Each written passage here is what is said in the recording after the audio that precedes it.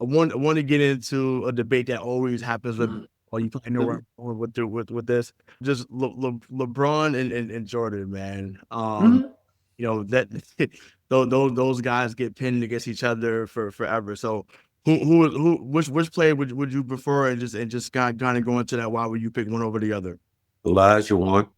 Alonzo, also you get to the Great answer. Great answer. I mean, but I think both are great. Everybody talks about Jordan. Well, we don't talk about Jordan when his first couple years in the league when he got swept in the Mhm. playoffs. Nobody talks Yeah. about it. Nobody even when that's like no. Yeah, his career started in 1991. You didn't Yeah. know? And then when you look at LeBron, the thing that you do realize about him, I don't think he ever got swept. That I can remember, especially Who? up. LeBron, and as much as I hate him as a Laker, but man, I got to give it up. He's 40 years old and still playing at a high level. Mhm. And I wasn't even thinking about playing basketball when I was 40. I mean, I didn't even think about I wouldn't play my son in nerve basketball at 40 years old. I wasn't doing that. So why the hell would I be thinking about playing like regular basketball and to see him go out and compete night after night?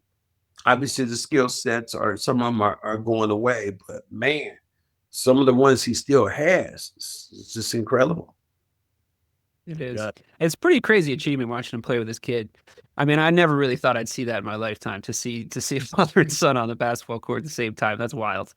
Well, the fact that I don't, and I've talked to several people, Bronny's skill set is just not going to cut it in the NBA. It's not. It's not. And the It's reason unfortunate. I'm not a hater, but if you're 6'1" in a league that has their guards are about 6'4", six Yeah, you better be the best going passer in the up, league, right? you better be the best shooter. You better Yeah. have the most quickness.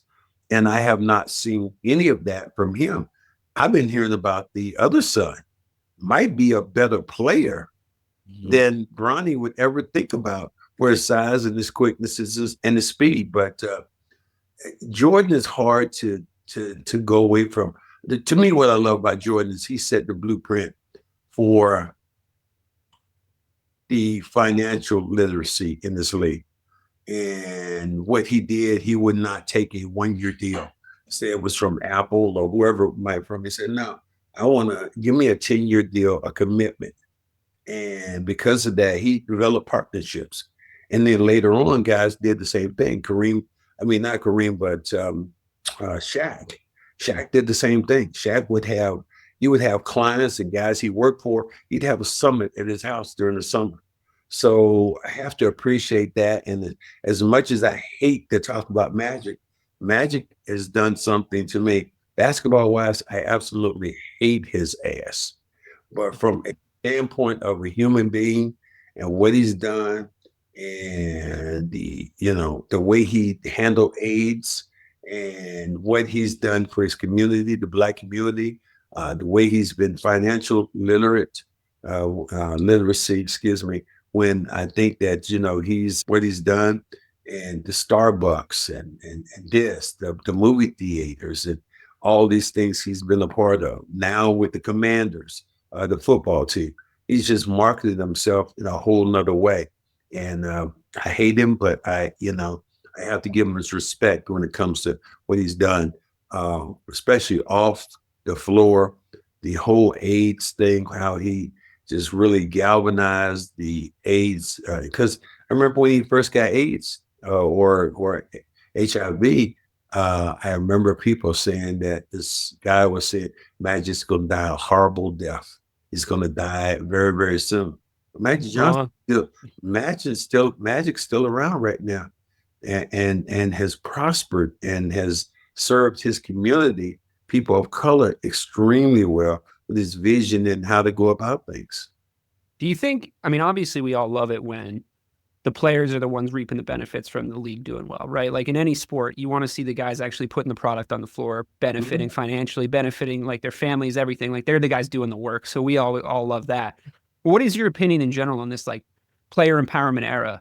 Has it overcorrected to the point of like, players turning around and saying, I don't want to play here anymore. And they're going to get traded if they do that. Yeah, We see Jimmy this whole Butler. saga going with Jimmy Jimmy Butler right Butler. now, and obviously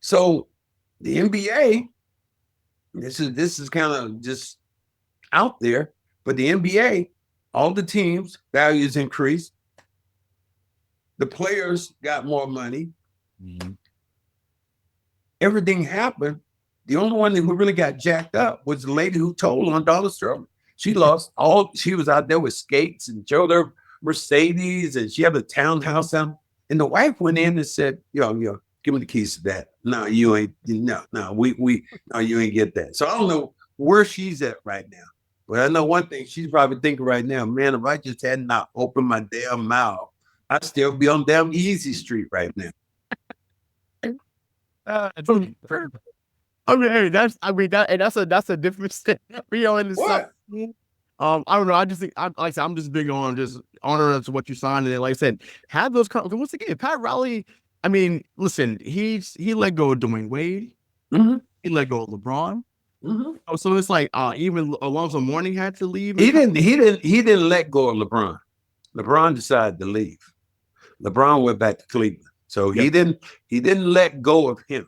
Now D Wade was another story that he's like, look, our team is bad, and I'm going to let you out of this, let you go play someplace else.